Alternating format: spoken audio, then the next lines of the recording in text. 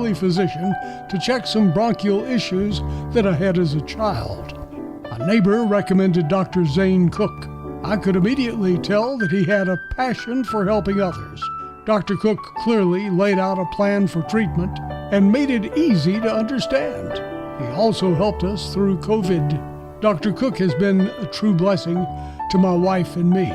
Dr. Zane Cook is our Heart for Healing recipient and receives dinner for two at the fabulous Alley on Main Street restaurant.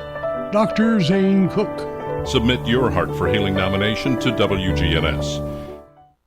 Rutherford Issues with Brian Barrett on FM 101.9 and AM 1450 Murfreesboro, FM 100.5 Smyrna, and streaming at WGNSradio.com.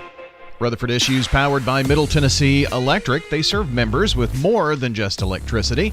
Their community outreach team works with schools, parents, and students to provide engaging and unique learning experiences. MTE, serving to make life better since 1936. Our focus today is on the United Way, and we have Kara Carpenter here, who has become a regular around the radio station. How are you? I'm good, Brian. How are you? Yeah, you drew the short straw again today? I did. I'm the lucky one. Well, we are certainly glad to have you here, and you brought a new compadre who's never been on the radio before, right? It's Ella's first time.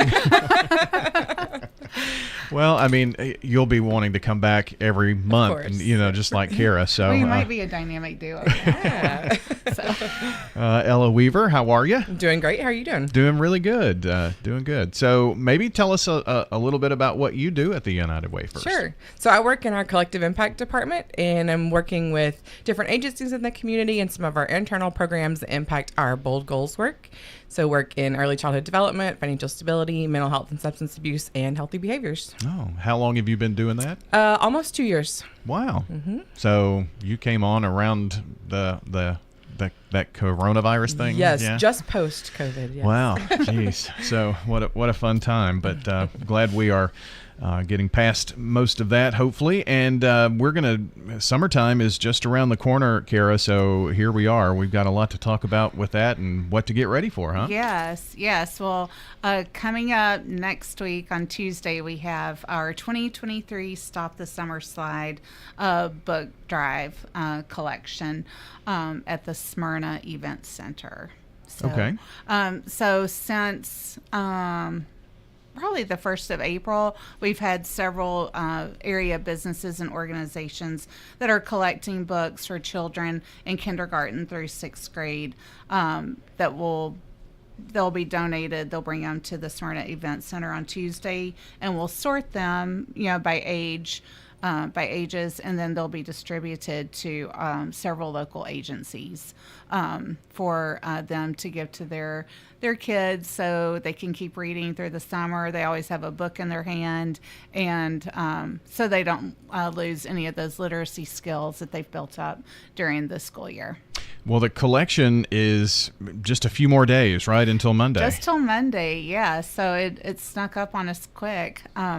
But Tuesday we'll be getting together to sort the books that will be given to Murfreesboro City Schools, Read to Succeed, Boys and Girls Club, of Rutherford County, and there are a couple of other places that will also be receiving them as well. So the books that have been collected, you're doing the sort-a-thon on Tuesday. Is that all full in terms of volunteers? No, we have about 10 spots left for volunteers. So if you're so inclined, it's Tuesday, May 16th from 1 p.m. to 3 p.m. in the afternoon. And it's just a lot of fun getting together. We have music and snacks, and it's just a good time, and it feels good to be giving back to your community and doing something for the children to keep them reading this summer. So if folks would like to make a donation between now and Monday, there are several ways they can do that, and if I recall correctly, the one really easy way is to look on Amazon. You've got a wish list there. Absolutely. We took input from Murfreesboro City Schools and updated our Amazon wish list. So you can feel comfortable that any book you order from that Amazon wish list is desired and will be much appreciated by the children in our community. They probably already know about these books because they're probably some of the more popular ones that the kids are reading. But you can go on our Amazon wish list and it'll be delivered directly to our office. Or you can make a monetary donation if you don't know, can't just make a decision. You can just make a single donation of $25 or whatever you're comfortable with, and we will purchase the books for you. And the really good thing about this is maybe those are books that are required reading in summertime. We have that a lot now because teachers understand the importance of reading. And you shared a statistic with me. Just reading 4 to 6 books over the summer can help prevent a decline in reading achievement scores. And so that's why we say stop the summer slide. The slide is losing reading achievement and then having to start the year trying to play catch up. Yeah, so exactly. So it just sets you up for success going into that next grade level if you can keep up your literacy skills through the summer. So where's the best place to find? I know you've got your website where we could maybe find the link to the Amazon wish list and sign up to volunteer and all that. Okay. Yes. Just on our website at www.yourlocaluw.org. And then at the top it says Get Involved. There's a little tab that says Get Involved. So if you click that tab, it'll have Stop the Summer Slide. So there's all sorts of information under that tab. Okay. And we'll put a link to that as well on the podcast, yourlocaluw.org. And if you want to go to Stop the Summer Slide, just after the slash, put that in and you'll go right to that page as well. We've got Kara Carpenter and Ella Weaver joining us here today with the United Way. And so Stop the Summer Slide, we'll remind you about that here in just a second. But Ella, you want to talk to us about Catalyst. So kind of tell me what that is. Yeah. So our Catalyst program is for community leaders who are interested in serving local nonprofits as members of their boards of directors or in other volunteer leadership roles. So folks who are looking to give back to the community, whether that's financially, with their time, with their advocacy. And we do about a 9-month training program with them to take them through different areas to really prepare them to serve those nonprofits when they graduate the program, which we did this morning. Oh, wow. So how many in the graduating class? We had 21 in this year's graduating class, and we got to celebrate them this morning and the time that they've put into learning and really preparing themselves to serve moving forward. So how long is the program? 9 months? Yes, about 9 months. So we start kickoff in August, and then our first kind of topical session is in September. So we meet once a month throughout the entire year, hear from different speakers about topics relevant to serving on boards, and also provide several opportunities for the class to engage with local nonprofits and learn more about the work that they're doing and how they could be involved in the future. So I would guess this is a program that not only prepares those to serve on boards, but also it gives kind of like a roster for our local nonprofits to look at and try to recruit here. Absolutely. Yeah. And that's one of the reasons we do the engagement opportunities with the nonprofits throughout the program so that they can meet our Catalyst members as well and hopefully make some matches, people to find some areas that they're passionate about and that have a need for their specific skills and expertise. And so we have some Catalyst members who already through this process have joined boards of directors, some who are in conversations to do so, and then some who will kind of explore as they move forward from here and see where they can best serve. So the program has been going on for how long? It started in 2014. Okay. Yeah, so several years. So several graduating classes, yes, I guess. Absolutely. The number of nonprofits that I guess get to come in and talk about their programs and what they're looking for and just the need in the community. As our community grows and we have more nonprofits coming into the area, there's definitely an opportunity for anyone who would like to get involved. Absolutely, yeah. So this year we involved a little over 25 nonprofits throughout the year in whether it's doing facility tours or the group does a project where they learn about a nonprofit and how they use volunteer leaders. We also had a speed networking day where nonprofits came and they went went around with the group and got to hear just a little bit about what the nonprofits are doing and kind of pique their interest a little bit. Throughout the program, we bring in speakers as well. And so some of them are staff members or involved in local nonprofits. So they come and share their experience with the new class to kind of prepare them for what they're going to be doing as they graduate. So lots of ways to be involved as a nonprofit, whether you're a United Way partner or not. We really try to have a great diversity of nonprofits, both in mission, in structure, in the way that they do their work, all of those things, to really give a broad perspective.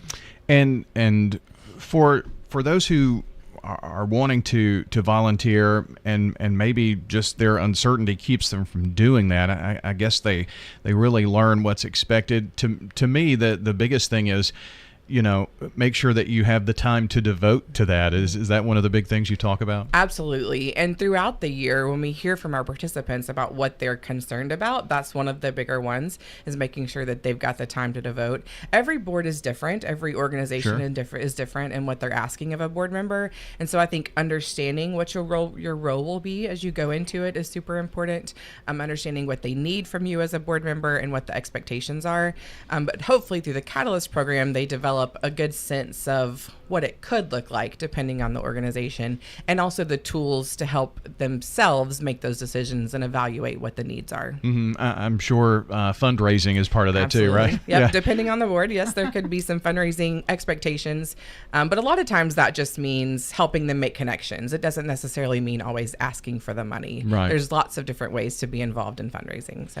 So this class, you graduated 21 just today, so you mentioned August. So between now and August, is there an opportunity to maybe get involved with this? Yes. So our application for our next class will come out in mid-June, and then we'll be due in mid-July, and then we'll kick off again in August. And so if someone's interested, they could find that application on our website, yourlocaluw.org/catalyst. So CATALYST. And that application will be posted there and on our social media pages in mid-June. We'd love to have lots of great applicants for the program. You should be on the celebrity spelling bee with that Catalyst. I'll keep that in mind. You may be asked. So do you have a maximum number that can be involved, or?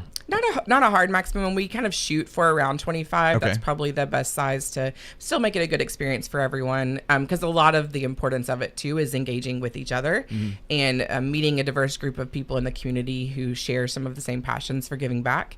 And so want to keep that, small-ish to keep those engagement opportunities excellent.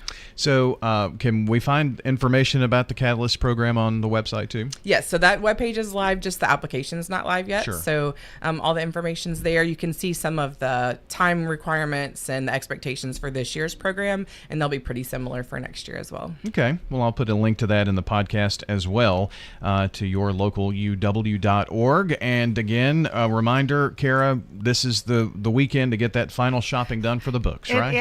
It is. Collection is Tuesday, May 16th at the Smyrna Event Center. And that's 100 East Sam Ridley Parkway in Smyrna. And we'll be there from 1 p.m. to 3 p.m. Tuesday afternoon sorting books. So if you would like to bring some by, we will take them gladly. And then if you can't make it out there, you can go on our website. You can shop from our Amazon wish list, or you can make a donation and we'll do the shopping for you. Very good. Well, I appreciate you both stopping in today. Yep.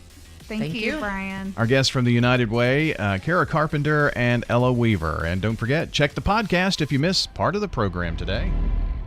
Hello, friends. Lenny Farmer with Jennings and Ayers Funeral